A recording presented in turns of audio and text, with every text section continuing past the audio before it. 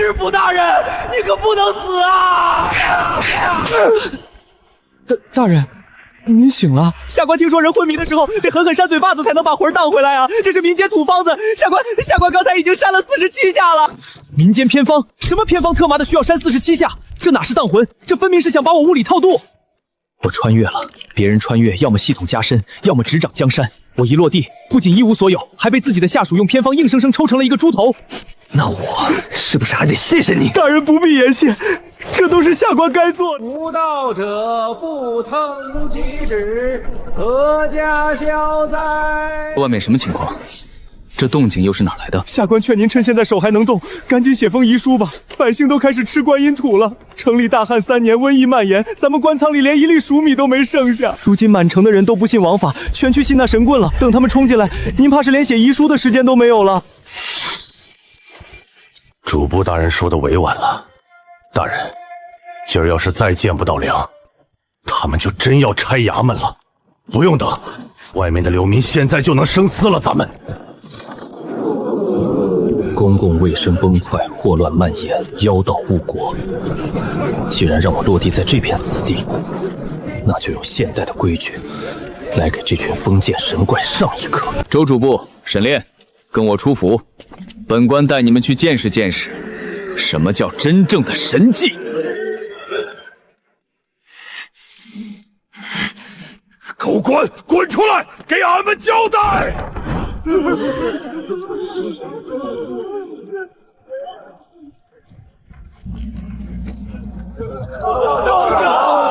此乃城隍爷神道下涌出的9天神拳，能活死人，肉白骨。凡信无道者，1碗神水，腹痛即止。求县长赐水，求县长救命啊！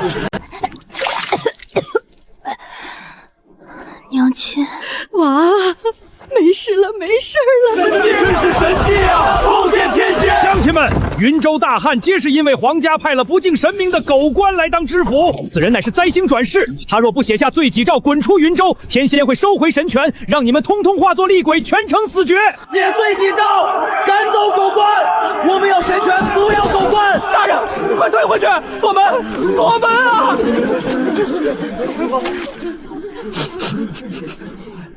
大人，狗官，你笑什么？在天仙面前安敢放肆？我笑你死到临头，还敢在这里装神弄鬼！乡亲们，本官用项上人命担保，这城里根本没有什么厉鬼天谴，这是一种水源性恶疾，急性肠胃炎与霍乱。啥炎？啥乱？就是脏水脏手出来的病。你们喝了低洼处被粪尿污染的臭井水，邪毒入体，才会拉肚子发烧，3天要命。而这个老道士之所以能治好你们，根本不是因为法术，因为他垄断了城北地势最高、唯一一口没有被粪水下渗污染的干净深井。他在脏水里偷偷下止泻的5倍子草药，这水喝下去只能暂时止泻，日积月来却会掏空你们的脏腑，让你们彻底断子绝孙。你胡说！你血口喷人！本官是不是胡说？明天一早，本官亲自带人去你城北的道观挖井验证。乡亲们，想活命的，不想看着老婆孩子饿死蹦死的，都给本官站起来！周树离传令，敲钟击鼓，衙门后院最后的2只鸡，连同所有的黍米，今晚全部下锅炖汤。衙门即刻设立云州第1临时医院，全家来配合官府治病的，全家有粥，本官免费治病。如若谁要是跟着邪教继续喝这断子绝孙的水，本官也绝不收留。大人，你说治病拿啥治啊？拿规矩治，拿你们的力气治。凡能动吞的壮丁，全部给本官编入基建工程队，搬危房、砸砖头、清理城池。妇人孩子进隔离区打下手，凡配合治理者，全家登记公坟，按人头领水领粥。本官不仅能治好你们，还能带你们亲手把云州从死地里救回来。小宝，怎么了？小宝，求县长赐水，求县长救我孩子！哼，此人对天仙不敬，神仙难救，这娃没治了，抬走等死吧。孩子给我！狗官，你干什么？李铁柱，想让你侄子活，就把他抱进知府，本官今天就在这知府门口，让你看看什么叫起死回生，什么叫现代医学。大人，小宝快没气儿了。站直了，别挡光。大人，这女子方才在衙门口执药进来，说是能搭把手。民女的爹以前是走方郎中，民女从小跟着爹爹识字。大人要救这孩子，身边总少个抓药递针的。民女不怕脏，更不怕瘟疫，愿听大人差遣。好，你留下。沈然，去烧滚水。周文新，拿石灰水来给所有人洗手。这叫负压洗胃器，老道士在水里下了过量的5倍子，孩子胃里有残留的毒素，必须立刻顶出来。春草，用干净木条死死压住他的舌根，铁柱按住他的手脚。春草，将这碗掺了粗盐和饴糖的温水，用小石一点一点顺着孩子的嘴角喂下去。大人，这是……这叫口服补液盐，补充电解质的，防他脱水衰竭。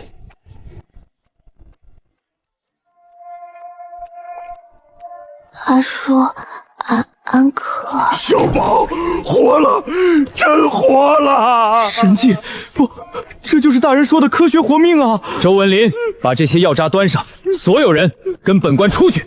现在号召百姓，去把城北干净的水井给本官收回去。狗神棍，你还俺哥的命来！快拦住这群暴民！啊！打了他！打了他的水车！把这狗神棍轰出去！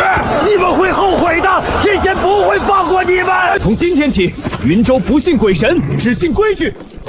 本官知道你们心里在怕什么，怕我封了你们救命的水源。但本官问你们，这3年大旱，城里塞满了上千号流民，你们拉的屎尿扔的垃圾，全都堆在什么地方？那还怎么办？就找个墙角堆放呗，大家都这么干。现在是6月伏天，那是能活活烫死人的太阳。那些满街的粪便、死老鼠、烂菜叶子，在这么毒的太阳底下晒着闷着，早就发酵烂成了要人命的毒泥。这些毒泥顺着地表全部渗进了这底下的泥土里，最后全流进了这口井里。你们拉肚子得病，不是遭了什么天谴，是喝了这口被发酵污染的毒水。你们以为在拜神求活，其实每喝一口都是在喝阎王爷的毒药。沈然，将全城旧井一律封井。末将领命。本官要立下云州的第1条铁律，全城大消杀。男的跟去清理毒泥，运走垃圾；女的跟着临时医院烧开水，熬淡盐水。谁要是敢往地上再倒一勺粪便，敢再喝一口生水，乱棍驱骨。现在封井，进道观。去大人了，封井！大人，水井已经夺回来了，乡亲们和俺这帮兄弟都渴了3天了，让大家伙喝一口吧。退后，还不到时候。刚才这可是干净水啊！俺亲眼看着你把娃娃胃里的毒水抽出来，俺就知道你是真的神。您说的那个什么霍乱，什么脏水传病，俺最懂了。俺作为流浪汉没地方住，这3年天天和几个弟兄就睡在南城和北街那些又酸又臭的垃圾堆旁。过去每逢下雨，那垃圾堆里的黑水就滋滋的往地缝里渗，流得满街都是。那时候俺不懂，现在听大人一说，俺全明白了，那不是遭天谴，那是水里有毒。周主播，这小子是谁？回大人，这人是城里的地头蛇，混号赖子。他带着几10个叫花子流浪汉，在36条巷子里讨饭，全城就没他不熟的地方。全城没他不熟的地方。好，赖子，全城消杀正缺一个本地的活地图，你可愿意为本官出力？大人，全云州城有38条巷子，甚至哪条街的地势高，哪条街的沟渠容易堵，没人比俺和俺手下这帮兄弟更清楚。大人，只要您让俺们有喝水，您让我们干什么我们就干什么。大人，您这是……赖子，从今天起，本官改组衙门，正式成立云州市政环卫总局。本官任命你为环卫总局的第1批正式边外巡检。你比谁都清楚城里的构造，你就带上你那帮兄弟，把全城36条巷子的垃圾堆全部给本官丈量出来。本官要在取水点、隔离区、主街和市场建造4处密封防室观测，由你带队，负责全城秽物与垃圾的集中请运。本官要在取水点、隔离区、主街和市场建造4处密封防扇式观测，由你带队，负责全城秽物与垃圾的集中换运。沟底会铺上3层烧石灰和草木灰，能杀死脏东西里头的毒，绝不能让它再渗进地下。以后谁敢在街边随地便溺，污染水源，你直接给本官抓起来！工层建在取水点、市场、主街、隔离区4个核心布点。李铁柱，带你的人去拆掉城东的30几间危房，把里面的废旧城砖、木料全部运到这4个点上。得令。兄弟们，都给俺换衣服，拿铁锹。知府大人看得起俺们，给俺们活干和衣服。谁要是敢在街上乱拉乱尿，祸害水井，不用大人动手，俺赖子第一个活剥了他的皮。听知府大人的，听赖子哥的。今日到宫412人，分为4队，以流浪汉赖子为向导，无一人逃跑，无一人作乱。大人不仅在用精密的科学改造这座死城的肉体，更在用不可思议的谋略与胸怀，给这些最底层的烂泥重塑一副大清奇挺拔的灵魂骨骼。1、2、3，拆下来的旧砖头、穿框木料全部码整齐。大人说了，这些都是宝贝，要运去路口修密封防扇式观测，一根梁木都别给俺漏了。春草姑娘，俺能活下来吗？大人说了，只要管住嘴，不喝生水脏水，按时补液，这病就收不了你们的命。大人在，云州死不了人。下一个报名字，登记公分。秦部长，俺家里人口多，能不能多给俺匀半桶？就半桶。知府大人的规矩，以工代救，一人每天2桶，多一勺都不行。想多要水，让你家里能动弹的人都去跟赖子铲垃圾。下一个，大人，您看，垃圾清了，观测见了，百姓每天按规矩领水，也不再闹事了。咱们云州是不是总算熬过来了？熬过来？周主北，你太乐观了。全城近万流民，这一口井每天出水200担，连给百姓润嗓子都不够。烈日一晒，水位的下降速度比你想的还要快。只要这口井干了，不出半天，外面的长龙就会重新变成砸衙门的暴民。那怎么办？全城的旧井都被咱们亲手封死了。封井是为了断病源，不封全城死绝。封了没水还是死，所以我们一刻都不能歇。陈烈，下官在。从现在起，分水的事交给周主簿，你带上全城所有还能拿得动铁锹的壮丁，跟本官出城。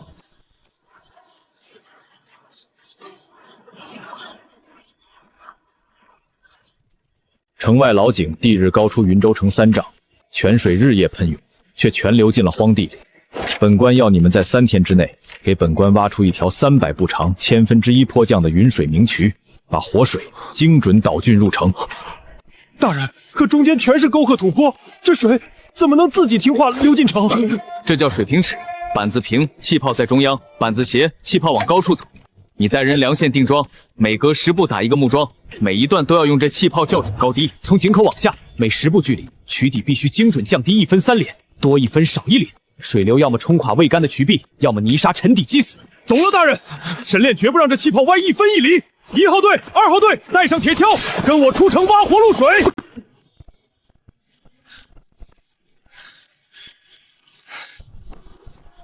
通了，最后一口挖通了！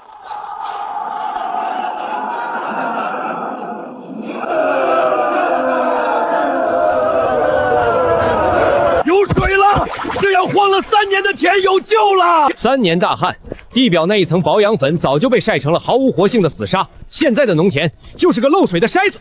没有肥，就算把龙王庙淹了，种子种下去也是一地烂根。没有肥，这还是条死路啊！谁说没肥？大人，运来了！赖子，你疯了？把这些运来做什么？粪尿就是我们要的肥。大人，这刚盖完公厕，现在又把粪车拉到这里来。对，一层草木料，一层粪，一层草木灰，最后盖上粪污、厨余、烂碎叶、草木灰，全都能变肥。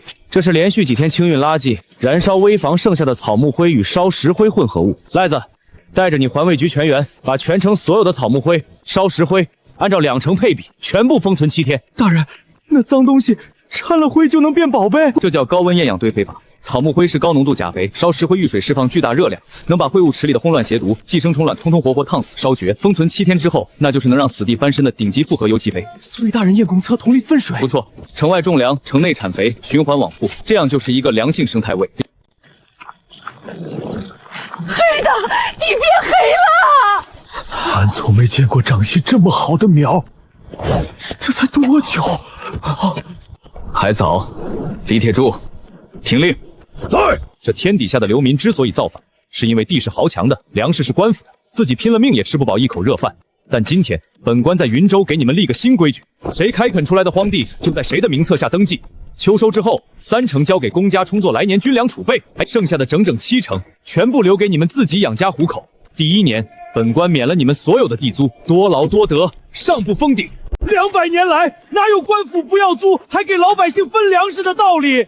大人把7成的活路生生递到乡亲们手里，乡亲们今年能安心过个好年了。刚刚核算出来的账目，城外1亩荒田不仅没绝收，用了大人的话放肥，农产足足翻了3倍，整整3万只新粮已经入库了。还有各个防区送来的军报，仅3个月，全城新增霍乱为0。大人，云州活了！这只是开始。大人，这雨下得太大了，满城都是泥巴路，牛车陷进去3个壮汉都拔不出来，百姓们走2步就得摔一跤。是啊，大人，下官刚才从百街走过来，活活摔了3次，这泥巴路太把脚了，人在上面根本站不住啊！周主不懂，传本官令，让环卫局的和赖子所有人动起来，把这些碎砖全部砸成4分碎，卵石挑出有棱角的选3分，黄粘土备2份。大人，您弄这些破石头烂泥巴做啥呀？建成的原材料，老天爷已经全部准备好了，不要云州1分钱银子。明天一早给云州长出一副踩不烂、压不碎、水泼不散的铁骨头，准备铺路。大人，路全废了，车陷泥里拔不出，城外粮食运不进，满街臭水横流，下官怕瘟疫又要起来。修路！大人，昨天我看了一下，咱云州府库里就剩下120两银子，连买几块青石板都不够，拿啥修路啊？这就是原材料，赖子，传本官令，1号、2号工程队把这些拆下来的旧砖瓦全部给本官砸成碎块，记住要碎砖4分，4分就是4成大小的碎块，用来做路基的骨架。赖子，带环卫局的兄弟把这些扁的有棱角的卵石挑出来，卵石3分，太圆的太方的都不要。得令，兄弟们，挑有2角的卵石。周主簿，下官在。把挖水渠淘出来的深层黄粘土备上2分，城外的细沙备上1分。所有人按网格排班，今天不铲垃圾，全员给本官砸砖挑石，这叫硬混回路。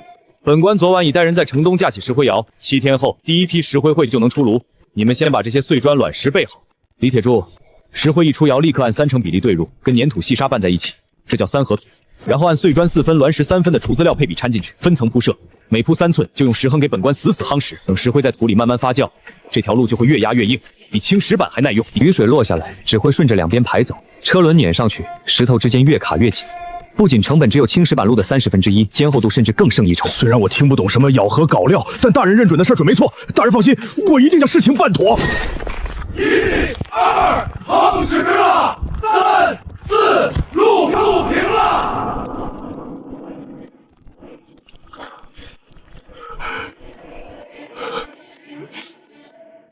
上去试试。硬灰路配方：碎砖4分，卵石3分，黄粘土2分，细沙1分，石夯哈实，坚硬如铁。云州从此无烂泥。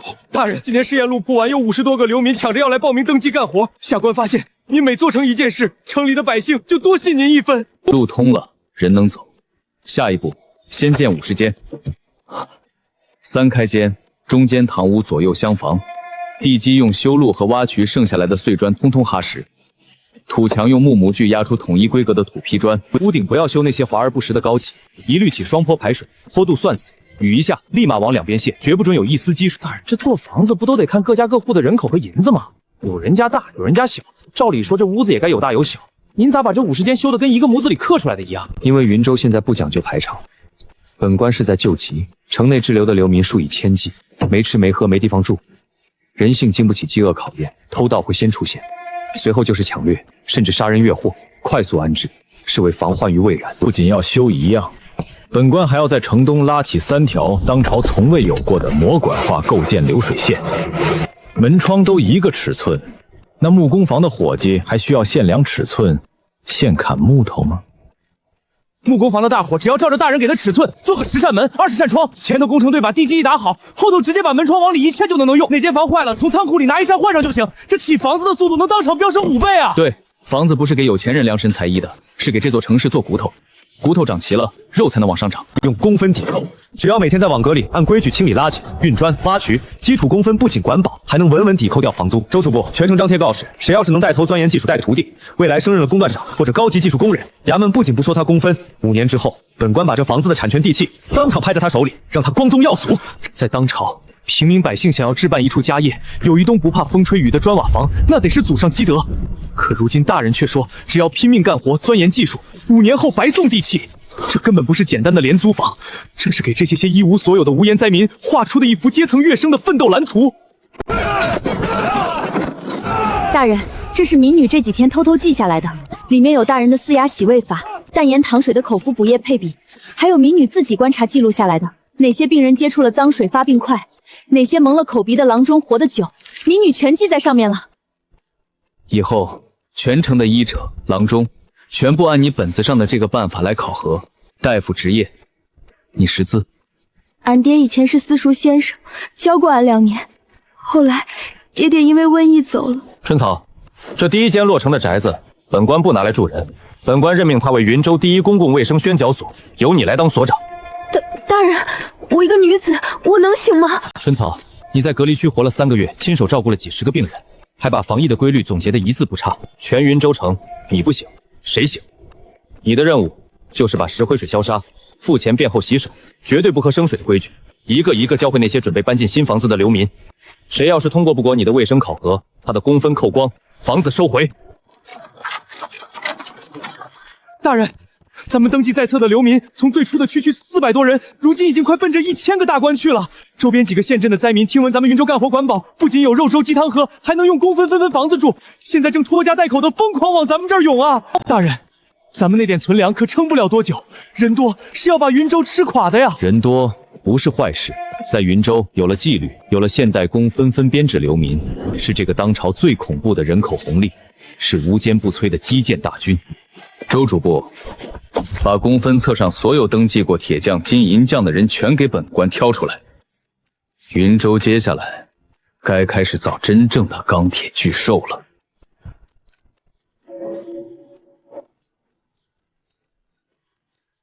先生，您就是孙铁铁。大人来俺这破地方做啥？我要造一个东西。大人要造啥？锄头、铁锅、刀。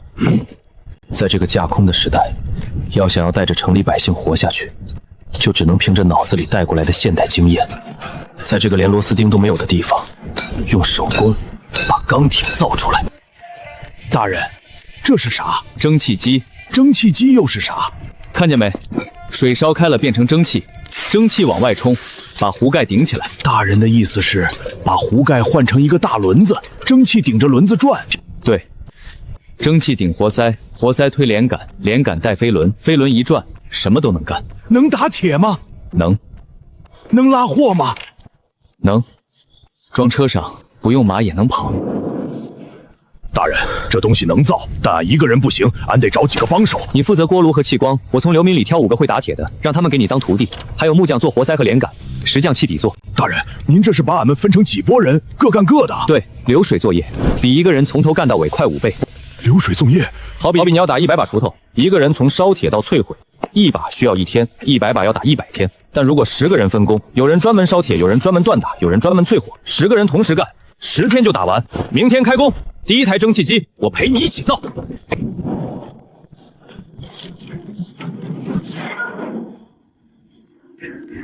大人，您这是在听啥？好铁的声音是清脆的，有沙眼或者裂纹的声音是闷的。你听，俺记住了，清脆的行，闷的不行。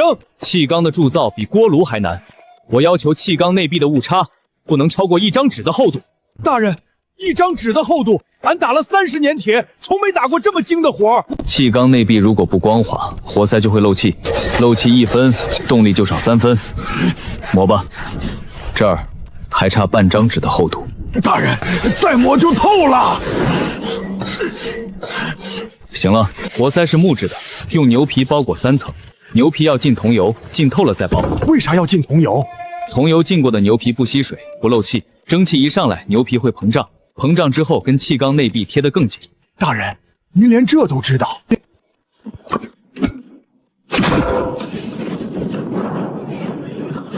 大人，这铜管为啥能测压力？铜管是扁的，压力大的时候，扁管会往圆了撑，撑直了带动指针，压力越大，撑得越直，就是一根弹簧。弹簧？你掰过树枝吧？掰弯了松手，树枝弹回去。糖管也是一样，受压变形，压力没了就弹回来。我不过是把这个变形量用指针标出来了。大人，您这些东西是从哪儿学来的？你以后会知道的。锅炉壁再加2分。这儿打磨不够光滑，比头发丝还细，但蒸汽比头发丝还细，它能钻过去。大人，这已经磨了7天了，比镜面还光了，还不行。是活塞和气缸之间被蒸汽冲刷出来的铁锈。那咋办？蒸汽里有水，水让铁生了锈，锈塞住了间隙，把这个装在活塞和气缸之间，同步生锈，而且比铁软，就算有点锈也不至于卡死，这叫滑动轴承。大人，这东西俺能打出来，但俺得先做一套模具。做。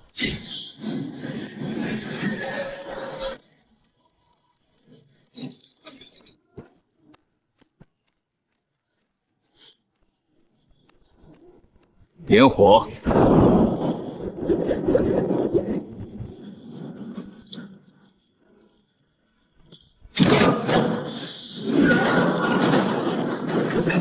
俺打了30年铁，从没想过铁竟然自己会动。这只是开始。为啥要扑鬼怪？大人，俺这每天带着200多人在工地上干活，大伙儿都想不通。咱云州不是刚修好了硬灰路吗？因为硬灰路撑不住，铁牛车加上货，少1万多斤，少说3、4万斤，4个轮子压在路上，硬灰路用不了半年就压碎了。铁轨把重量分散到枕木上，枕木再分散到路基上，10个人抬的东西和100个人抬的东西压在地上的分量不一样。大人的意思是，铁轨是给地穿了一层铠甲？你这个比方比我说的清楚。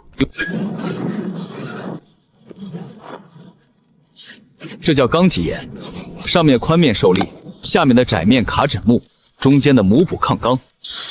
同样的重量，张脊岩的承重是方钢的3倍。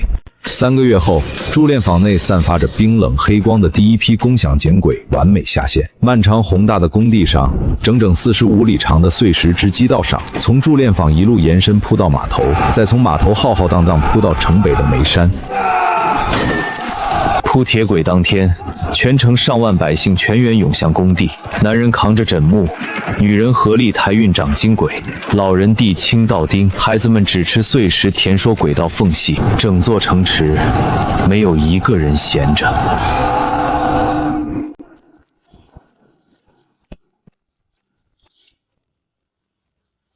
左高右低，差了2分，起起来重铺。1号队上大杠，把这根杆撬下来。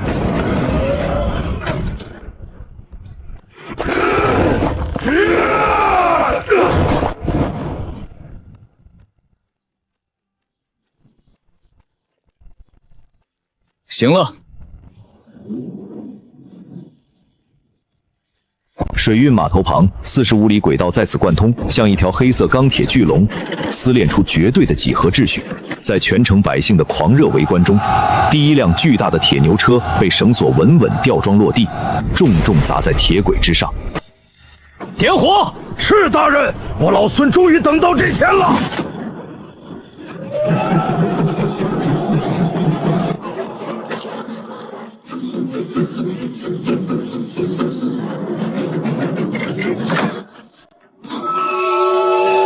钢铁车轮在轨道上开始有些缓慢地动了一下，随着蒸汽喷吐越来越狂暴，车轮越转越快，从走路的节奏瞬间化作奔跑的小跑，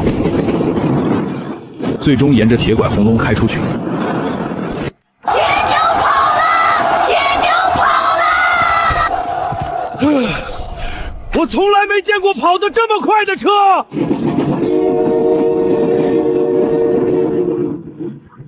庄梅，去码头。从那天起，铁牛车拉着刺耳的汽笛，再也没有歇过。白天拉着满载的煤炭从城北煤山出发，沿着铁轨轰隆隆跑1个时辰到码头，晚上又轰隆隆沿着既定轨道满载跑回城里装卸拉砖。在码头卸了煤，立马装上从南方运来的铁黄石和粮食，晚上又可以回城里拉砖。1天1趟，风雨无阻，从不间断。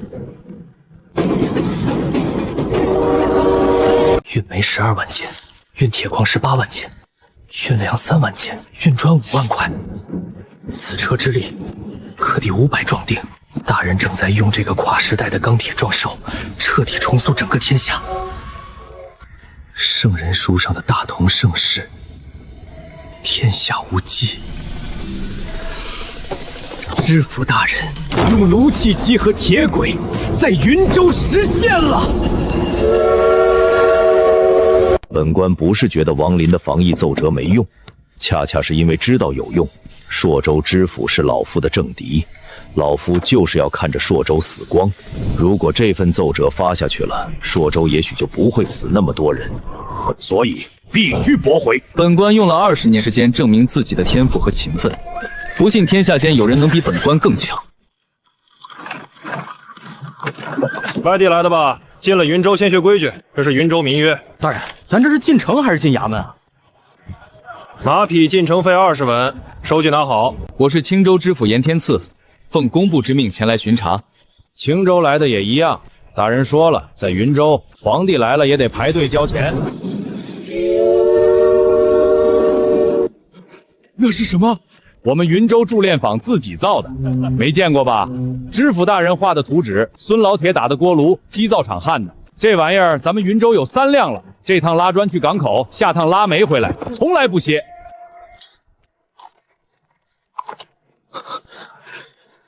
本官根本打不出这种东西。带我去见你们王大人，找王大人去议事堂排队，大人在开会。我是青州知府，有急事。青州来的也一样，大人说了，在云州皇帝来了也得排队。好一个王林！这位大人是青州知府严天赐，请通传王大人，我有要事相商。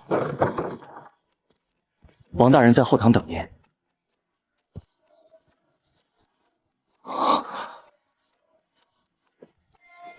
王大人，王大人，久仰，一个4品知府，手居然能粗糙成这样。本官这次来是奉了工部之命，来巡查云州的铁厂和铁磨车。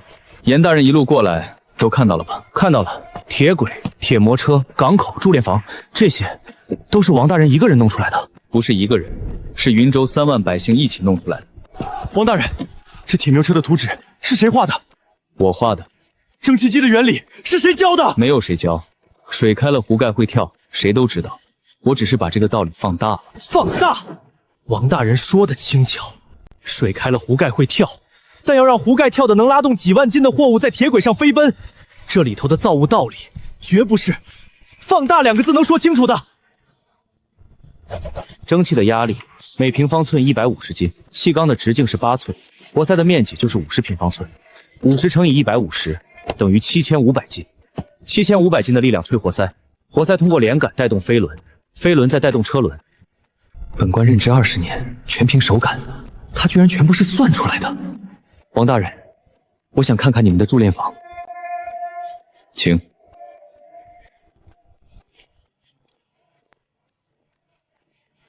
这是高炉，下面进风，上面加料，铁矿石、石灰石、焦炭一层一层叠上去。风从下面进来，焦炭烧到1500度，铁矿石就化成铁水，从出铁孔流出来。1500度，工部的炉子最高1020度，所以你们的铁水比工部的纯。温度越高，铁矿石里的一丝杂质烧得越干净，杂质少了，铁就硬。你们用清渠的水带动风箱？对，水的力量不要钱，日夜不停。工部用人力拉风箱，12个人轮班，一天最多烧2炉。我这里不可能，一天烧8炉。工部100年典籍，从未有过如此记载。你这根本不是人力，你这根本是在夺天工之造化。这是车床上造的。看好了，用车床把铁件夹住，转起来，铁刀贴着铁件往前推，一刀一刀把表面削平，比手工模快10倍，精度也高10倍。这东西也是你画的图纸？是。大人，这位是青州知府严天赐来巡查的。本官朝廷首席将士，论打铁造物，本官不输任何人。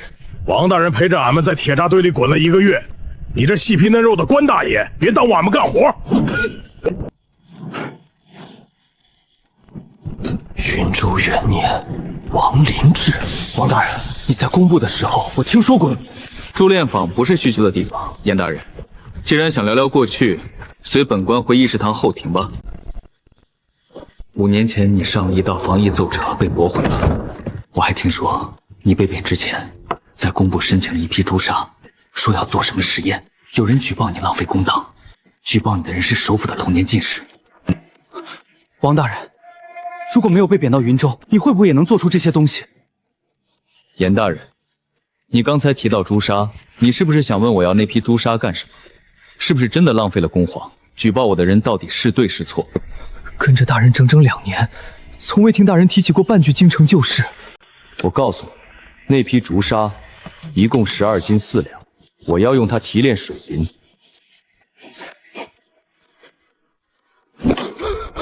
水银？对，京城东市有3家做水银镜的作坊，作坊里的工匠3年内封了6个，封之前都先掉牙手整夜睡不着。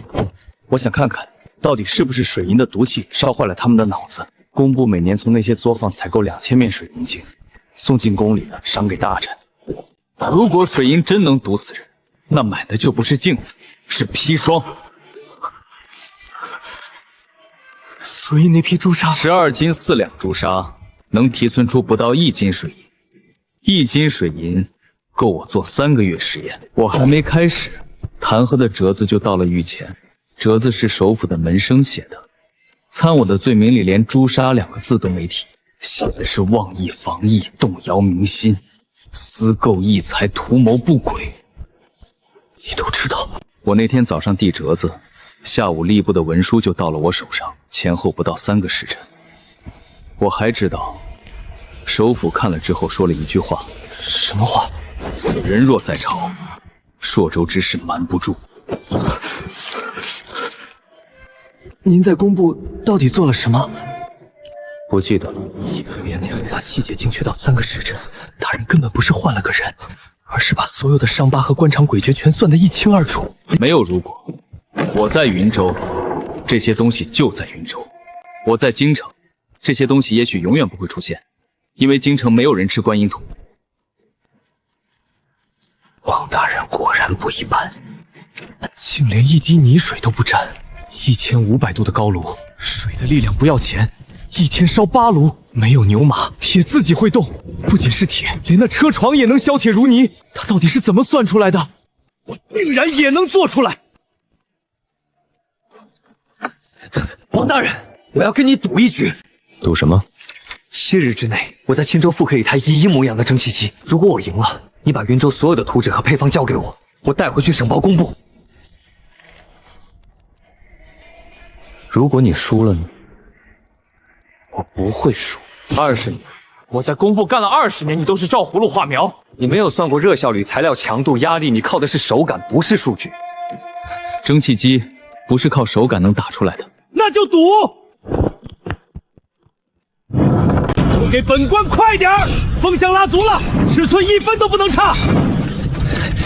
成败在此一举。审估的数字太保守了。本官打了20年铁，这铁壁厚度足够，压力绝对没问题。不，趴下！啊！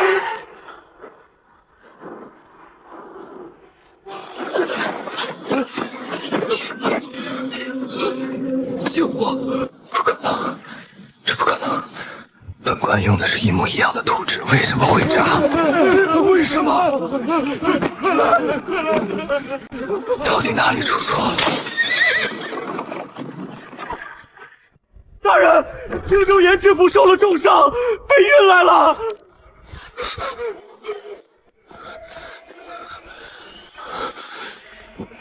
王大人，锅炉炸了。去叫春草来，带石灰水和干净布。你用了我图纸上的几分参数三分之一的材料厚度。别走！锅炉壁的设计厚度是2分，压力阈值的设计值是红线，你超过了红线。严天赐，你自以为经验老道，但你根本没算过材料的强度和压力关系。压力翻1倍，材料厚度要翻4倍。你用1/3的材料承受超过1倍的压力，不炸才有鬼。我明白了，不是我不够努力，工匠不够好，而是因为根本不懂这些数字背后的道理。我输了，王大人，求你救我！你跪的不是我，是无辜被牵连的工匠和百姓。你跪的不是我，是无辜被牵连的工匠和百姓。忍着点儿，伤口必须消毒干净。把他抬到客房去，让春草给他治伤。大人，他的伤死不了。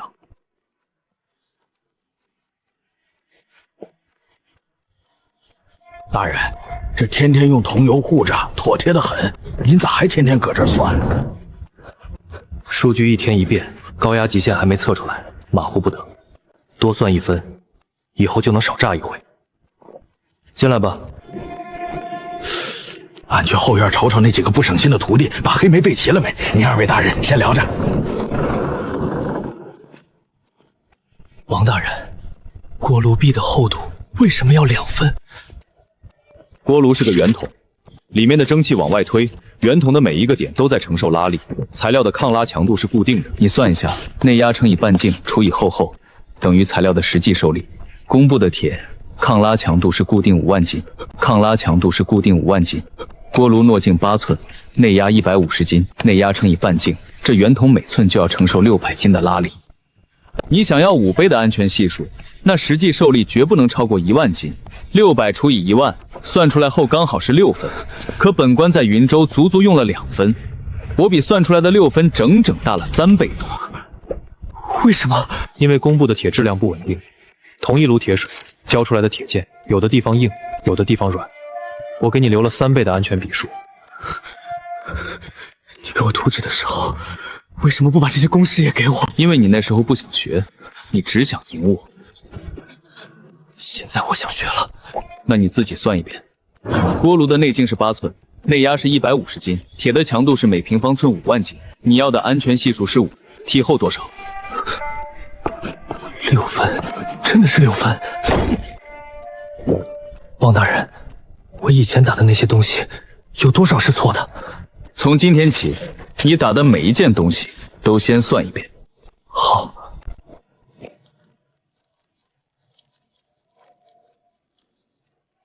王大人，还没记完。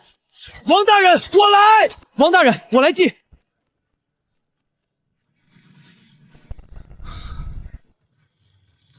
王大人，这样能否避开你说的应力集中？够了，但表面操足度不够，留下一道刀痕，高压一冲，裂纹就会顺着这道刀痕把整个连杆撕裂。回去重新算。懂了，我再去算。不对呀。王大人，王大人，快来看，这3个月我全部服，工部断铁不稳定，是硫磷杂质过多，可在出炉前加入石灰石造桩。严大人，当朝工部有你，是天下百姓的福气。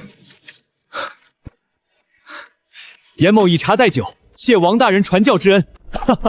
王人放心，此去青州，严某打的每一颗铆钉都会对得起图纸上的数字。王大人，多谢。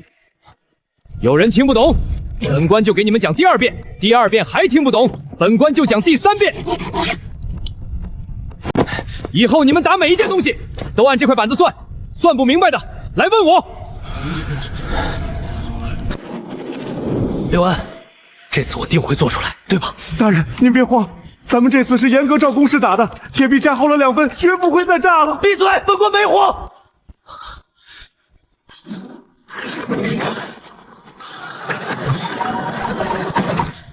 动了，他自己动了，你看见没有？我都算对了。大人，成了，咱们青州也造出钢铁巨兽了，是科学赢了。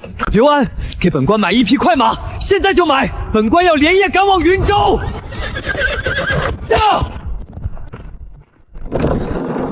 严大人，王大人，青州的蒸汽机转起来了，用了多少皮厚？6分。内压多少？150斤。安全系数5。去助炼房，我带你去看一样东西。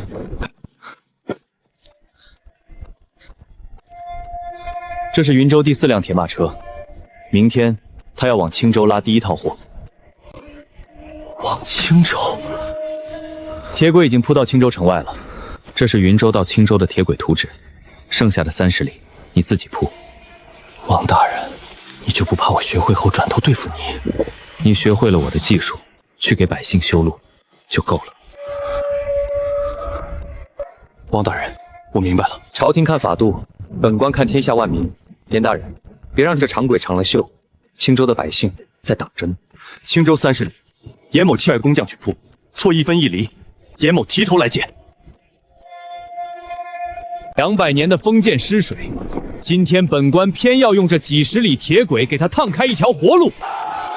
云清县首发车开车！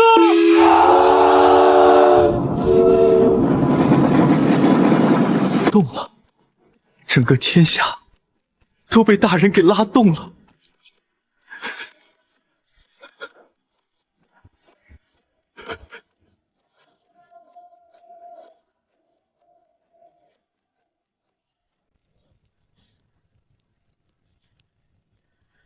大人，喝口热水吧。放那吧。大人，那位严大人以后还会来吗？他会来的。云州的轨道只修到了边界，青州境内的那最后30里钢轨，他还没铺完。也是，严大人如今的脾性，算错1分1厘都要跟自己死磕。那30里路够他跑的了。我曾见过万吨巨轮破浪远航，见过钢铁洪流日行千里，也见过不夜的城市在空中轰鸣。我曾见过万吨巨轮破浪远航，见过钢铁洪流日行千里，也见过不夜的城市在空中轰鸣。可当我睁开眼，这里只有旱死的千里赤地，愚昧的瘟疫，还有跪在泥潭里等死的灾民。既然回不去，那我就在这片废墟上，把那个钢铁奔流的时代再砸出来一次。这低沉的声音穿透云霄，响彻在大旱3年的死城上空，听上去就像是遥远的未来，越过千年的时空，一声一声传过来的冲锋号角。